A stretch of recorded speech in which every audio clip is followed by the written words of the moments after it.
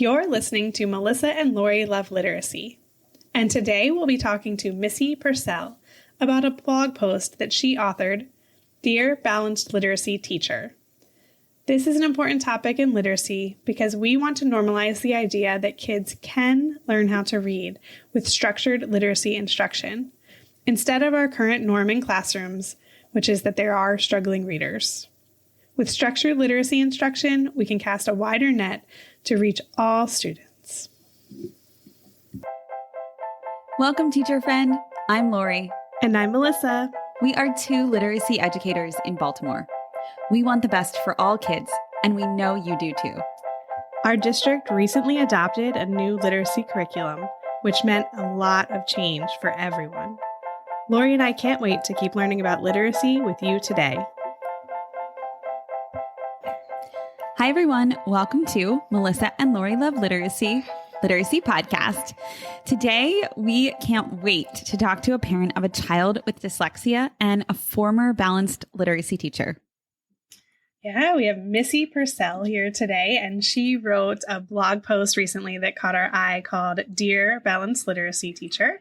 And she, before that, was a teacher of balanced literacy herself, and she now works to encourage educators across the country to embrace the science of reading. So we are so excited to have you here today, Missy. Feel free to tell us anything else about yourself that we don't already know. Yeah, thanks for the introduction. And I am super excited to be here today. I am indeed a former balanced literacy teacher and could have probably convinced anyone to use it. But I'm also a mom. I have 3 boys, and they are all sadly products of balanced literacy. That's another story for another day. Married to my wonderful husband, Mark, for over 20 years. And we also have a little puppy that's name is Comet, who's probably sleeping close by and hopefully won't join the podcast today. That's okay. We don't mind. We welcome all family members. Awesome. Well, thank you, Missy. I'm wondering if you could just start us off by telling us a little bit about your son, your current 6th grader, and his journey learning to read. Yeah, gosh, I'm going to try to condense that down into a smaller podcast. But yeah, he, the youngest child, kind of just assumed he would follow the path of his older brothers. And just like his older brothers, our house was filled with books. I am a former teacher, so I had every picture book and every Eric Carle book, everything that you could find. Everything was well read, well loved. Literacy was just a part of our home. I love reading. I love teaching reading. And so I assumed that he would do just as well as his brothers. He went to preschool, loved preschool, and we had a really great preschool. However, when he left preschool, I remember getting a letter from his preschool teacher telling me how much they loved him, and they were so sad to see him leave to go to kindergarten. And I remember the words that stung were, we were a little disappointed that he didn't make more progress. And I thought... And that was really the first time I knew there was a problem. And then I'm looking at this paper, and he didn't know any of his sounds for his letters. So he had the only letter he knew was M for Matthew. And that was his name. So he heard it all the time. So he knew that sound. But that's all he knew. And I knew that was not the same as my older 2 boys. So I took that knowledge straight into the kindergarten teacher. And I remember her telling me at the first conference, we had fall conferences, don't worry, they all develop at their own pace. He's also a little young for his age. He'll catch up. And so I believed it then, but I was still worried because I thought that's just weird. The other 2, that was not my experience. And I kept hearing that he'll catch up. I heard that at the end of kindergarten. 1st grade was a little different. He didn't catch up. So even though they weren't worried, they put him in reading recovery. Which I didn't know at that point that I knew reading recovery as a former teacher. So I was excited that they were going to put him in a program that was going to help him, or I thought was going to help him. And it's one-on-one. That feels like, it's like, this is great. He's getting one-on-one support. And they make you feel so special because your kid was selected for this special program, and not every kid gets into it. which is the dirty little secret of reading recovery, right? That it's not open to everyone. It's only open to this little, extreme group of kids. Sadly, the ones that actually need something totally different, which I didn't know. And about week 10 of that program, I got a letter from the teacher, the reading recovery teacher, letting me know that he was kind of stalled. And she asked me to give him a pep talk and asked me if I was reading to him at home. And so I felt a little shamed as a former teacher and as a parent, like, oh, we're not doing the right thing. And he's not making progress.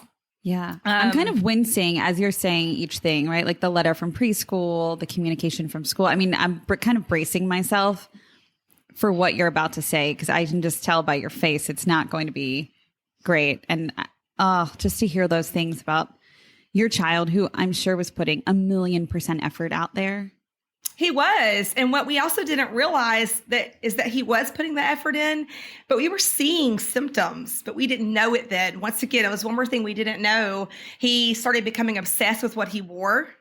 He started getting action plans in first grade. So you got a little first grader who's getting an action plan.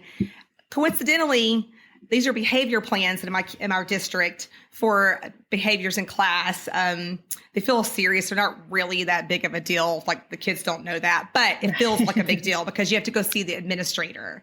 So, sure. He got an action plan for making armpit noises. I can't even say that with a straight face. So, and he couldn't write it. So he had to draw a picture of himself making armpit noises. That was his bad deed. And then he got in trouble for that. But it was during reading group. And then he started getting sick every day, especially on dictation day. They had to dictate words and sentences. And he failed them every week. And he got big red, I wish, I could show you, but he got big red ink marks about his letters floating in the air. And you know how to write this. And it was just, and then he couldn't even read the teacher's notes, right? So, weirdly enough, though, he's getting these dictation sheets. He's failing. But in reading recovery, he's got this writing book that none of it's in his own handwriting, which I thought was weird. It was like all the teacher's handwriting and little letters that he would glue. So he still wasn't getting handwriting instruction and this very specialized instruction. I requested an SST, which in our district is a student support team, to discuss the fact that he's in a special intervention and it's not working. And I was told to wait. Once again, wait till the end. Missy, I'm wondering if you could, just for our audience's sake, some people know this already, some people don't, but just let's talk about, you've mentioned balanced literacy, you know a lot about it, and reading recovery. I'm wondering if you could just talk about those, just those programs, not even with what your son experienced or anything, but just what are they like? What's included in those programs? Yeah, well, from just prior teaching experience, balanced literacy is, in a nutshell, a hybrid version of whole language, which I didn't know when I was trained, but it was this attempt to bring balance between the two worlds of whole language and like a phonics only approach, right? And so it's this merging of the two. I call it a Band-Aid. Honestly, it's my nickname for it. It's the phonics Band-Aid. So when, the whole language folks kind of back in the late 80s kind of got called out for having this missing piece, there was this attempt to put a Band-Aid on, also to come in alignment with some of the legislation that was going on in the country at that time. And so let's add what's missing. But the unfortunate part to that was that it was really just a Band-Aid, and there was nothing systematic about it. There was nothing explicit about it. So it was still dependent upon a teacher noticing what a child was missing, which is hard to do in every single guided reading group, right? You're only noticing what you're seeing in this particular book you're reading. And then to respond to that. So there's not systematic, it's responsive. So you're only fixing the problem before you, not the core problem of we've missed a lot of skills along the way. I need to take this kid through a systematic scope and sequence so that they can learn all these skills. And I know they learned them because I taught them with direct instruction. And so there was nothing like that in a balanced literacy classroom. When I taught, I had a mini lesson every day. I had my beautiful anchor charts hanging everywhere, which is probably so overwhelming to all my poor sensory kids. I wish I could go back and apologize to everyone. But, and then you have time for them to work independently while you're pulling kids in groups and you're working either in guided reading or maybe conferences if you're doing writing time. But so you're not getting even every kid every day. You're getting a small percentage. And then it's so rushed that I often found that when I was doing kind of reading, the part that mattered most, the phonics part, was so rushed and so limited to the responsive teaching that I always felt like I was missing something too. And that the kids that needed to get better weren't getting better. And then reading recovery is just, I like to call it the stepchild of balanced literacy, but really I kind of think it might have existed somewhere in the realm first. And then some of these other programs grew out of it. But it's just that the whole idea that I can take a kid in a smaller setting and do more of the same. I can give them more cues. I can help them look at the pictures more. I can cue them to the first letter. And I can kind of let them look at the context clues and see if they can figure the words out. It turned reading into a guessing game. Which for Matthew was detrimental because reading really was a game of substituting and guessing or skipping. So he was either skipping, substituting, or just flat out guessing what was in front of him, which comes from those cues that are found in both of those programs. What I'm hearing you say, just to recap, is that balanced literacy held him back from reading by guessing, by looking at the pictures, by looking at the first letters, and then he would guess the rest of the word. He would skip, he would substitute words. Anything you want to add to that? I mean, that is 100% exactly his experience. And the sad part of it is that, I mean, our district I used to call us the balanced literacy empire, right? And so it was everywhere. It didn't matter if you were in, tier 1, tier 2, or tier 3, you were going to get some version of balanced literacy. So for Matthew, as he continued to struggle, his experience was, let me put him in more of the same methodology of instruction and let's see if it works this time. Mm-hmm. Which isn't that the definition of insanity? Yeah. Doing the same thing over again. Yes. That isn't working. Even more of it. Do even more. Yeah. More of it and do a one-on-one. Yeah. Do more.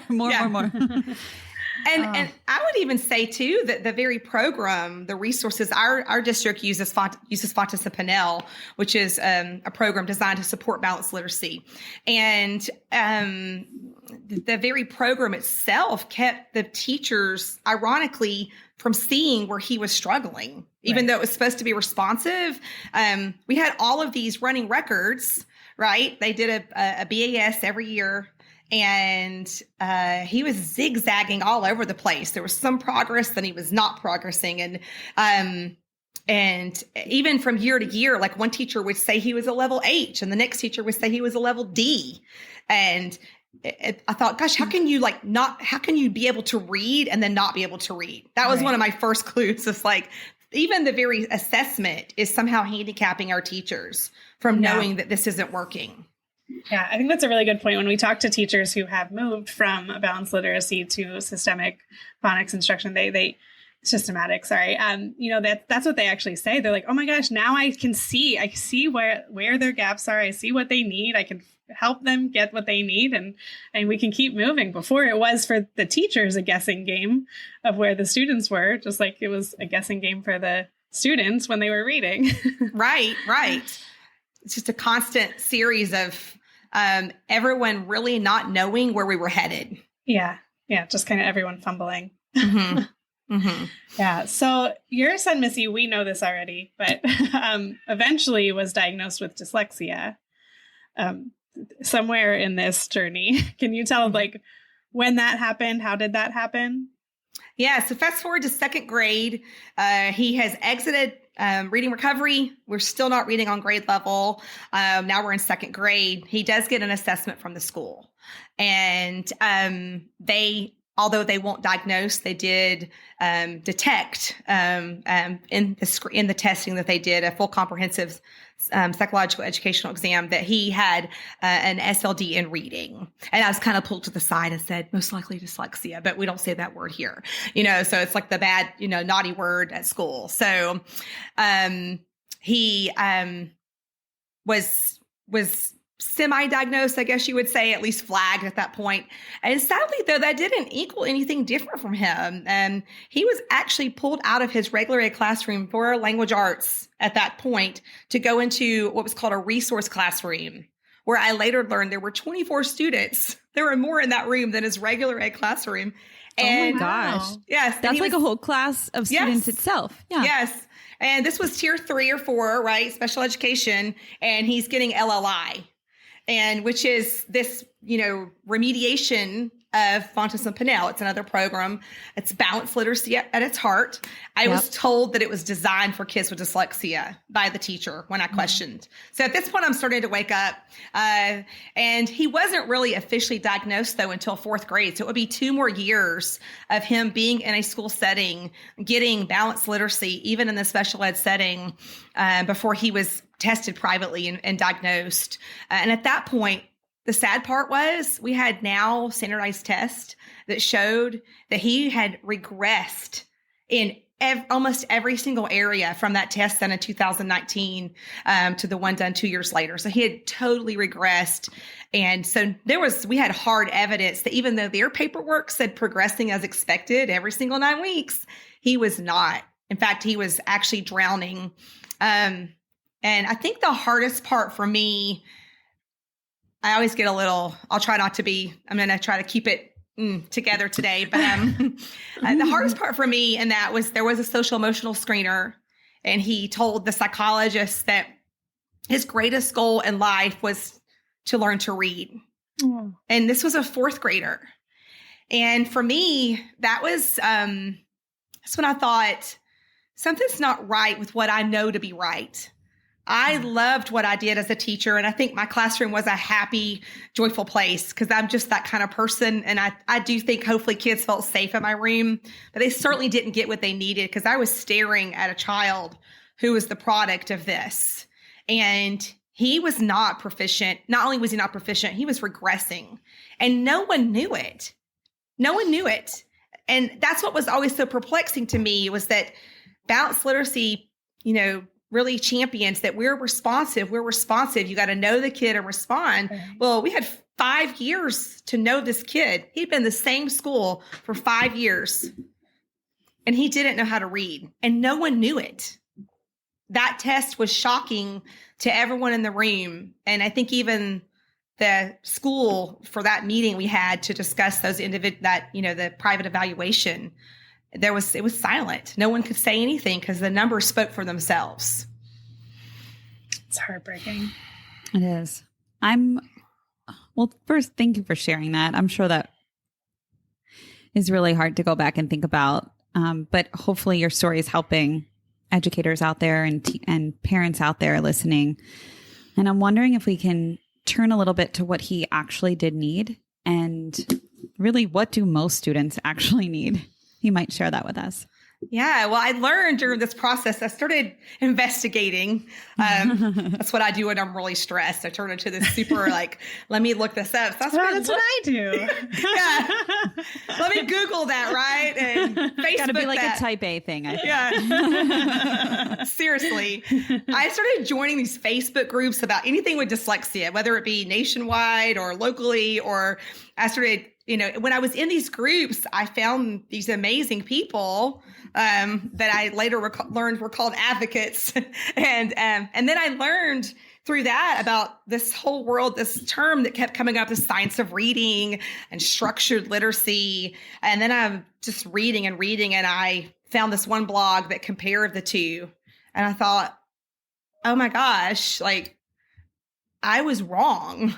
Mm-hmm. And there's a moment as a teacher, especially when you care so much about people's kids, where you're like, they went through my years of classroom, and I was a 4th and 5th grade teacher. So I was kind of like a last hope before middle school. Right. And they didn't get what they needed. They came in not reading, and they left not reading. And I learned that Matthew didn't need that any more than those kids needed it. He needed something called structured literacy, which I call my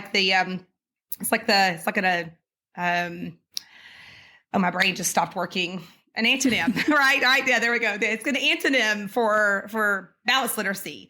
So when people try to blend it again, I'm like, you can't, because it's literally the opposite. It literally is not connected at all. You almost have to deconstruct what you know about literacy. You have to break it down and say, that right now, I'm going to put it over here in a corner and let me just see what this is. And I learned that it was explicit. That means someone directly teaches my kid what he needs to know, and they follow a scope and sequence.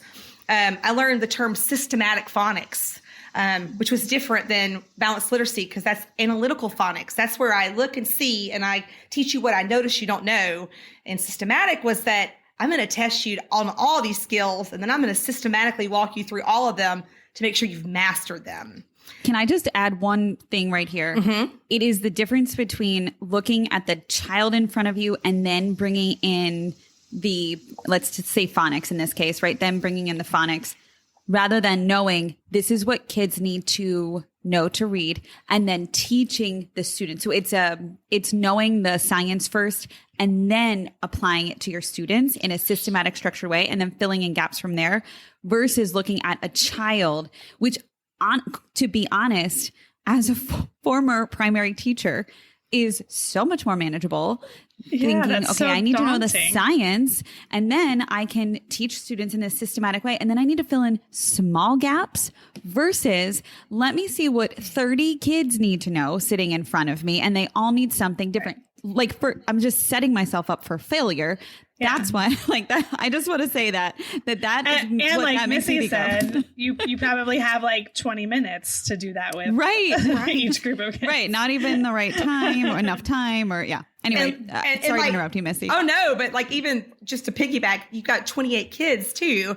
Or one year I had 32, which is terrible, but 100%. Yeah. And I remember getting all that data at the beginning of the year and thinking, what do I do with all this? Especially when it was a little bit hard to swallow data. Like I've got kids who aren't reading on grade level in the 5th grade, and I've got to get them to be proficient readers before they go to middle school. You're right. Yeah. It's like you try to play the game without knowing the rules. Right. So you're just kind of you're doing all these things for trying to figure it out. And if you just known how to do it to begin with, you could have had the systematic approach to it. And Matthew needed that. All kids need it because it ensures that all kids get a strong foundation in the skills or the code, the English language. They get all of that. But dyslexic kids need it times 100. They need more repetition and more time to review and reverse drills. And someone who's really kind of approaching their learning from a diagnostic approach. But I think that a kid like my kid and many other dyslexic kids, if they had gotten a foundation of structured literacy in those early years, the need for such intense remediation later in life would not be there because they would have a better foundation to start with. When you get a kid like mine who's had 5 years of balanced literacy and finally stumbles into like real structured literacy with a highly trained teacher, he's making progress, but it's slow and it is hard and frustrating. And it didn't have to be that way for him and so many others. It seems like we're just doing such a disservice to our students and to parents. Well, and families and communities and, I mean, honestly, educators too, right? Yes. Yes. When I met with Matthew's 4th grade teacher, this was during the COVID year, right? This is 2020. And I went in and I wanted to meet because I wanted to see, they were piloting Wilson, which is an OG structured literacy approach. And I wanted to see if Matthew was going to be in that. And she said, no, I only have LLI and I'm not trained to work with kids with dyslexia. This was the special ed teacher. Right. So I know it breaks my heart. Yeah. And I said, well, what is Matthew doing in your class? And not to be mean to her because she was a lovely person. And I think she wanted to help my kid. But she did not have what she needed to help my kid. So that's not fair to her. It's not fair to Matthew. Right. Yeah. Well, and there's so many programs out there. Like, how do we know what's what? Sorry, Miles. Go ahead. No. I was just going to back up a little bit because you mentioned that what he needed was the structured literacy and that teacher had structured literacy, but wasn't, giving it to your student who had dyslexia, I just want to make sure for our audience, we're really clear. Is the structured literacy all that a student with dyslexia, not all, but is that mostly what a student with dyslexia needs to meet their needs? Or is it more than that? Or is it beyond just the structured literacy? I think it needs to come with a highly trained teacher. That's something that I really talk a lot about when I talk to people about making this change, is that you've got to train the teachers. The program, the OG program that you choose, the structural literacy program that you choose, is great. But in the hands of an untrained teacher, I think there's a tendency, if we don't train our teachers, for them to keep blending and to lean into what's comfortable and what they know. So I think there's a tendency there where we can really do some harm, meaningful. We mean well, but we can still do some harm. The teacher is our greatest resource, literally, and what they know and how they can take those tools. I've watched Matthew's private tutor teach him how to read with a whiteboard and a dry erase marker. And I know she has a scope and sequence hidden somewhere that I didn't know about, but she's following, but she's just, doing this thing, and it's amazing and it works. And so she didn't have some fancy manual or book. She had a very simple tool in her hand, but what she did have was this knowledge of how the brain learns to read. That's what she had. Right. And it reminds me of when we had Angie Hanlon on, Lori, who talked about those repetitions, right? And know it, in the hands of a teacher who might not know, they might do it twice and say, oh, they're just still not getting it. Versus if you do know, that they might just need this a few more times, maybe a lot more. Yes, right? Maybe 100 more times. Yes. We're going to keep going until we get it. Especially when you consider a kid who's coming out of a balanced literacy environment, who has depended upon cues. Right. And it's just hardwired into them to skip and substitute, which was my son's problem. He was a master at substituting and skipping. And in an untrained eye, he could look like he was keeping up. It is very tricky. Yes. Once you learn to see it, you can see it. So you can see them substituting, and they're just guessing. But it is so obvious once you know they are guessing based on that first letter. Yes. Because I remember there were a couple pivotal moments in this awakening for me. So I kind of started figuring out these groups, right? And I'm researching. I'm finding out structured literacy sites of reading. I'm ordering books, and just I'm reading chapters and and I'm asking questions, and then I start emailing the school. Because I'm like, hey, what are you using to teach Matthew? And I was told, LLI, because it's great for comprehension. And we're going to use Wilson on the side to teach him some phonics. So they were. You know what I think about that? When you have a fraction and it's 2 over 2, it's like a whole number, right? It crosses itself out. Yes. No, I mean, you're doing not anything helpful. Yes. And then you're doing something kind of helpful, but it doesn't really matter because you're still doing things that aren't helpful. And then the kid's getting a complete mixed message. And I'm not sure that it really actually works. No, it doesn't, because there's such an emphasis on comprehension, especially in the upper grades, that when a child is missing foundational skills, the other part of, if you're familiar with the reading rote, but if they're missing those foundational skills, we're putting the cart before the horse when we try to focus on comprehension so much. Yes, we can focus on listening comprehension through some great read alouds in a rich literature environment, which we should have as teachers. But if we're putting such an emphasis on comprehension and we're totally ignoring these poor decoding skills in the background that are leading to a lack of comprehension, then we are doing the child a disservice. Also the teachers, because there's a false sense of achievement and success that's not there. And I heard it over and over from so many teachers. I'm doing this and this. I'm blending this and this. And I kept saying, but this is a comprehensive program over here. It really does work. There's all these really smart people who researched it and studied it, and they know it works and they've seen it work. And I think we should just do all 10 parts of this lesson. And they constantly kept blending. And I, at one point, said, this is harming my kid, because during the pandemic, he was digital. And I was watching, this was the special ed, remediation class. And it was just basically the first 20 days of reading workshop from the Fontes of Pinnell book, where you teach kids that reading is thinking. I can recite those lessons because I taught them so much. And I was like, whoa, wait a minute. Like his goals for decoding and fluency and accuracy. And then I started asking, like, well, what decoding goals are you working on? Which ones is he missing? And I couldn't get the answers. And so I started seeing right before me, this is not working. And I'd see him substitute and skip and be praised for reading so good. When he did a running record, he would be, "Attaboy, I'm so proud of you. You've come so far." And I thought, no, he's just learned to guess and play the system. He's been programmed to use these cues. And yeah, I guess if you taught him the cues and he's doing that, he actually is doing what you're looking for. But that's not equaling a proficient reader. Because what they couldn't see is as he was reading, his legs were shaking uncontrollably, which I now know was anxiety. And as soon as the class ended, he'd shut the computer down and have a complete meltdown, just overwhelmed with all this information. Or I had teachers call me and say, he knew this morning. We were working on these word patterns, but when I tested him later in the day, he didn't know it. And that was this great mystery to them.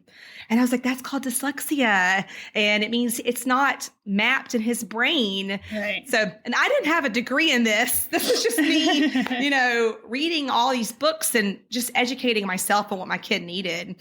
So yeah, it was an eye-opening year, and it just ignited in me this passion to be like, what would I want someone to tell me if I was still in the classroom? What would help me change from what I thought was the best way to what I now know right in front of me is really actually hurting kids. Mm-hmm. And you wrote about this in your blog. Would you mind sharing that with our listeners? You've mentioned 4 points. Yeah. The reason I talk a lot about this is that I want teachers to feel supported and have an easy way to move from where they are to what's next. And even if you take one step in the right direction, you're taking a step to help a kid be less anxious, to be less overwhelmed, and to move toward proficiency.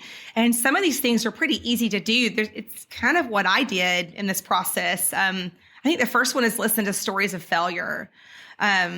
I am one of thousands of parents of a kid like Matthew. That was shocking to me. I started listening to parents. I found groups, decoding support groups and decoding advocacy groups, and our stories are eerily the same.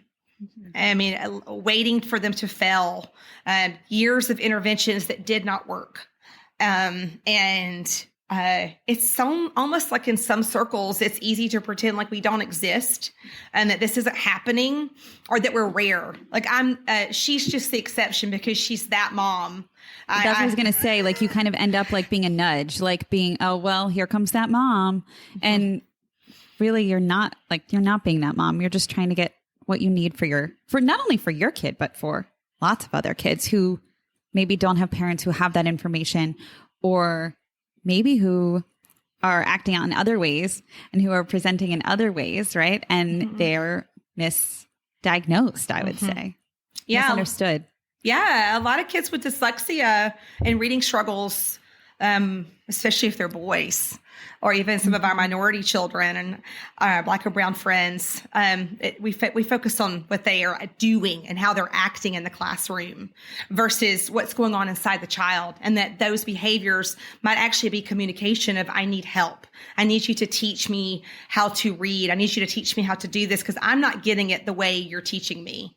And I know with my own child, there was a focus on behavior action plans, right? And then his own behaviors, if I'm sick, and then he became obsessed with what he was wearing. So we had a lot of behaviors. And I learned that so many kids are just like Matthew, and they have been delayed the right to read for years. And it's no wonder that by the time they're in 3rd, 4th, and 5th grade that they're so frustrated. Kids biting their fingers to the point of bleeding, and acting out in rage or shutting down completely. You're right. It looks so different for every kid. But it's there nonetheless. And if you heard just a few of our stories, I think that there's an empathy that's created there that is hard to ignore. And I think can become a catalyst for, let me find out more. Let me see how that happens. And do I have any Matthews in my room? The chances are you do, because, some studies say that as many as 20% of our kids have dyslexia. And so at least 1 in 5 in every classroom is in this, but they're often not identified and they're silently struggling. I was going to say that, Missy. And not only that, right, there's students who aren't identified as dyslexic, right? So you think, oh, this is just a rare thing. Only a few of kids have dyslexia, but actually more probably do that aren't identified. But then you also have a whole group of students who may or may not have dyslexia, regardless whether they do or don't, or are on some kind of like spectrum of the dyslexia spectrum. They are struggling to read, right? We know from nationwide data that a third of our students across the nation are reading proficiently. So, you have even more students who are just not getting what they need in the classroom. So there's stories of failure that go, beyond just dyslexia and really hit probably majority of students and families. Yeah. I mean, this supersedes dyslexia for sure. I mean, I have 3 kids. I like to say, my 3 boys kind of fit on the Nancy Young's reading, reading ladder. I have a top kid who just seemed to magically learn to read. He's just, I don't know. I don't even know how that happened. And then I actually thought I was so good at what I was doing that it was me, right? I read him so much and I did all the things right. And he just magically learned to read. And then I have a middle child who's actually in the middle of the ladder. He needed direct instruction, never got it. And now we're seeing that play out a lot. He's learning a second language in the 9th grade. Mm-hmm. And he's struggling because he doesn't know some of the basic nuts and bolts of the English language. He doesn't know what nouns and verbs are in the 9th grade, or articles. And so when he's trying to conjugate those into a second language, he's running into some barriers. So, I mean, he fits very much into the middle. He needed this. You can see it very much in his writing and his spelling. And then my youngest falls into that bottom where he has to have it. It's not negotiable. So yeah, this affects so many kids, which is why this conversation needs to happen outside of the special ed setting. And it's why every teacher needs to get professional development in this area, so that even across content areas, we all have to hold our piece of the reading and writing instruction, regardless of whether this is our primary subject that we teach. And I know I'm totally biased, but when I took letters training, I was just like, I think every single teacher, no matter grade level, content area, I think every single teacher should get this. I think they should get it in college, but that's a different soapbox. That's a different podcast. Yes, for sure. All right. So step 1 is listen to the stories of failure. Yes. And I think you kind of alluded to your step 2 as well. Yes. Join a community of learners. I mean, that's what I did. We are somewhat the product of our environment.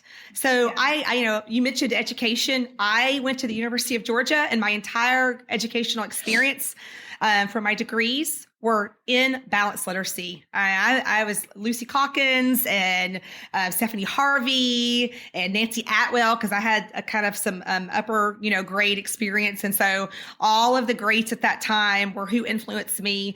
Our school, when I moved to Gwinnett County, that's my district that I taught in and still live in. We are balanced literacy. So we moved into Fontes and Pinnell.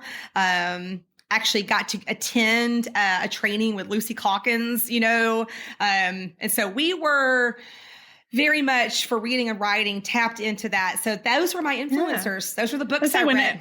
And when everyone around you is speaking that language, then why would you even think?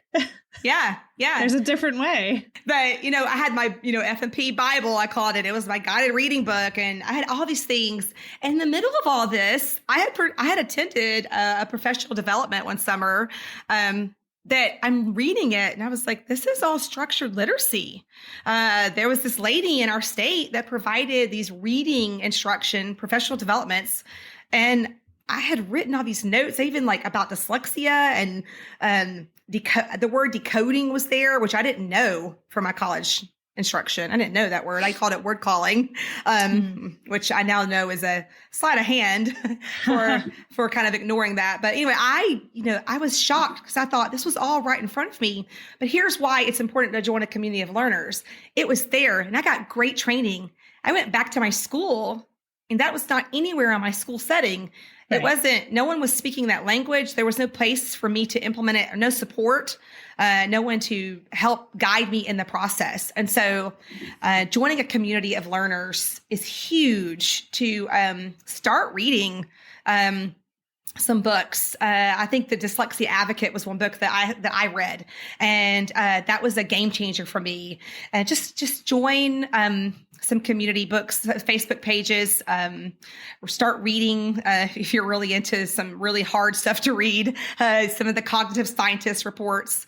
I think once you start realizing and finding that there are some friends in this world and they're on the same journey as you, it changes the game because you now feel like you're not like an island at your school. You have a community. And if you're frustrated at your school, take it to the community and share with them. And you're going to find a ton of support in those groups just to cheer you on as you learn.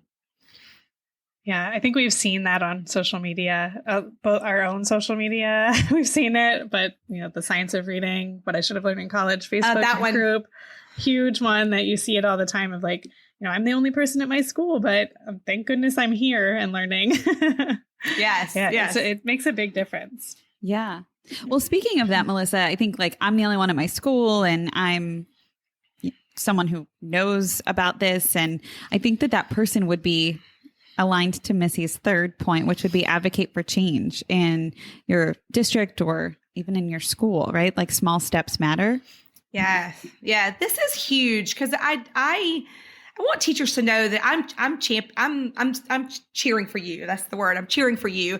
That I know it's easy to feel like sometimes in what we call the reading wars, that you're kind of a casualty or you're being attacked. But I feel like we're not going to make any progress if we continue down that path. We've got to find a way to come together and talk and get some common ground. And then when you are that person who has finally had a kind of a turnaround, right? And you now see your eyes are opened.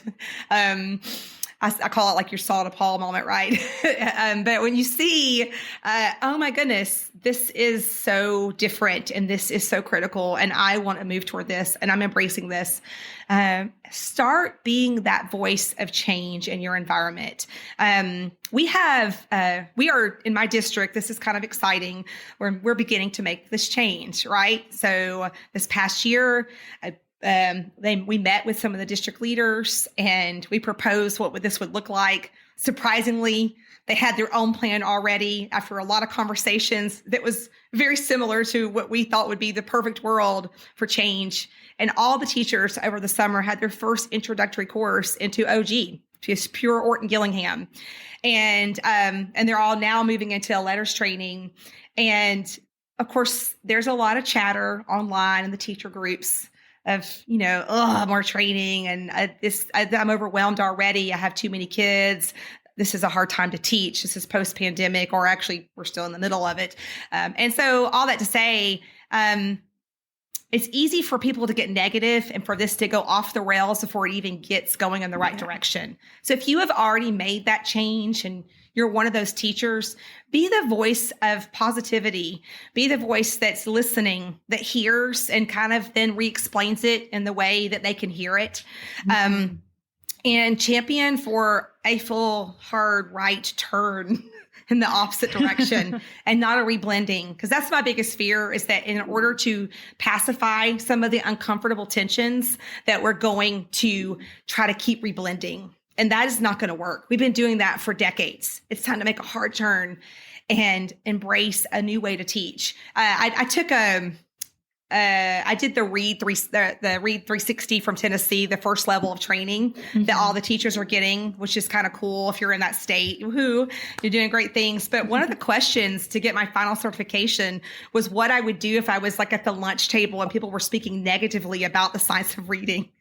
And I thought, Right? I thought That's they great. get it. They get it because they realize the power of the voice from within.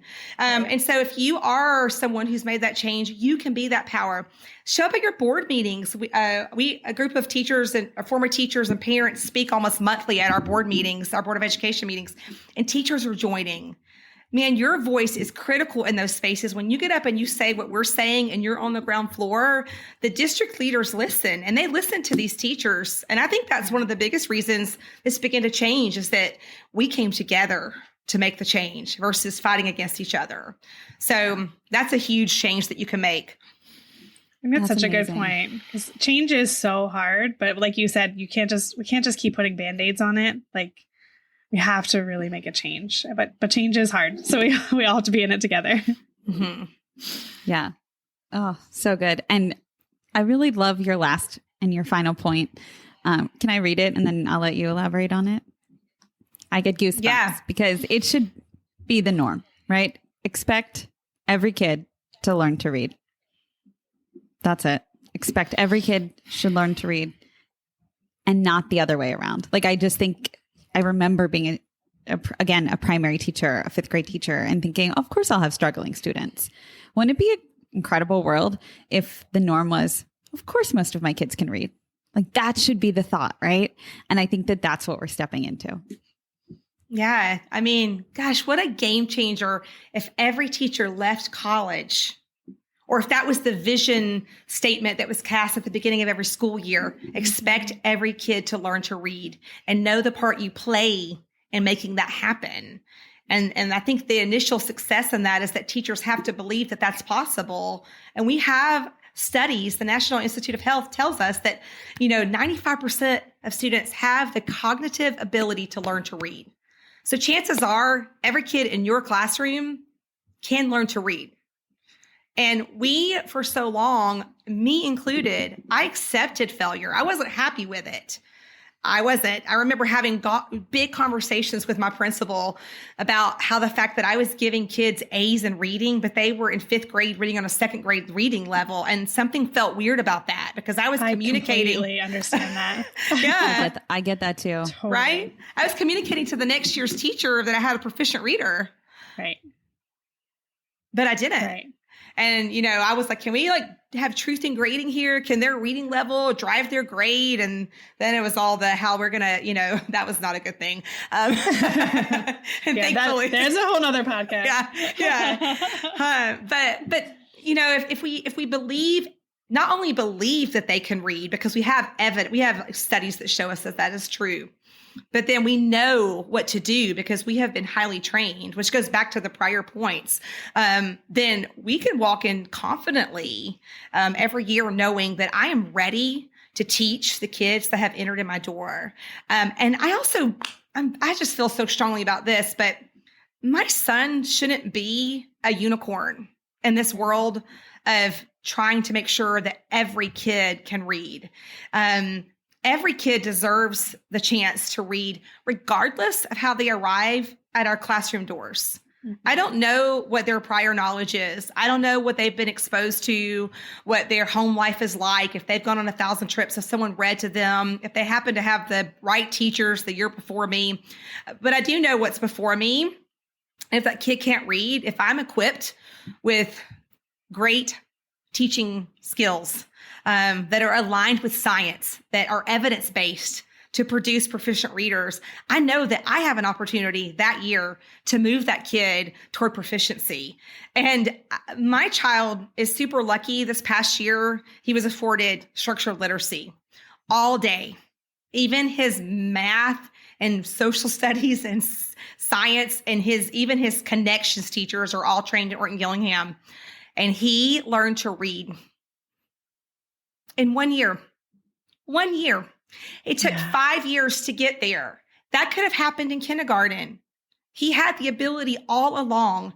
You guys have kids in your classrooms every year who are sitting there waiting for you to know how to teach them and then move them there. It is possible. So let that be your mantra this year, that every kid can learn to read. And I want to pursue training or take the training I've been privileged to get and give it to every kid in front of me. That's the best skill you can give every kid because it affects every part of their future life. Absolutely. Well, that felt like a mic drop moment. It did. We're so glad that you wrote this blog. We're so glad that we connected with you about it. Thank you for your passion and everything that you're doing for your own child and also for children all across this world that need this message to get into their classrooms and schools and districts. So thank you. And understanding like what the teachers are experiencing to know that it's not necessarily an easy road to make these changes, but it's possible. Yes. And necessary. Yes. All right. Oh, go ahead, Missy. Well, I just want to say thank you to you, but also the teachers that are listening. Because I want you to know that there are those of us in the trenches who are advocating hard for change, but we really are your cheerleaders and we want to work together. We want to be kind of those bridge builders because together we are so much stronger. And together we can really ensure that every kid can read. Absolutely. It's true. Well, we're almost out of time, and I want to make sure before we wrap up, we get to ask you some of the fun questions too. So hard left turn for us to some fun questions, if that's okay. Yeah. Yes. All right. The first question is, these are just quick response questions. What do you love to read? Gosh, I love to read just about everything. I mean, ironically, I'll read a cereal box if it's in front of me. I was that kid.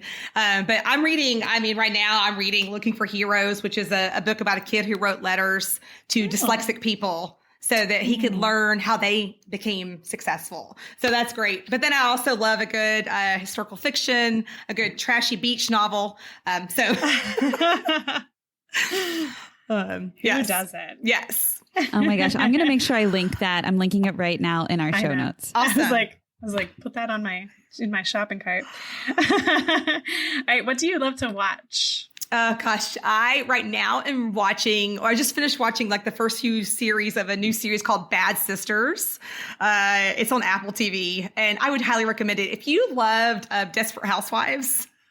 Oh my gosh, yeah. It's not exactly like that, but it has that underlying theme, that feel of all these layers of there's a lot going on with all the sisters. And they got everything from like affairs to murder to just narcissistic behavior to mystery detective. I mean, it's just all over the place. It's great. And it takes place, I think, maybe in Ireland or England. So they have a little bit of an accent, which I always appreciate. So oh, yes. Yeah. I need to turn my closed captioning on, though, for that. So I can follow along. For sure.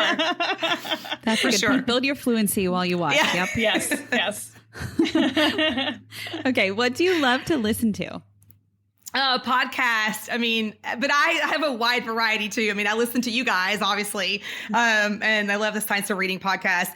But on a personal level, I got into, I started listening to Dr. Death a few years ago, which is that terrible doctor that, paralyzed a bunch of people in Texas. Is awful. But that led into a whole series of just murder mystery podcasts. Weird things. I get that. It like dominoes and you're suddenly like, I don't know, I'm listening to a weird murder in North Carolina and like a family. I think, I'm with you. I do the same thing. Yeah.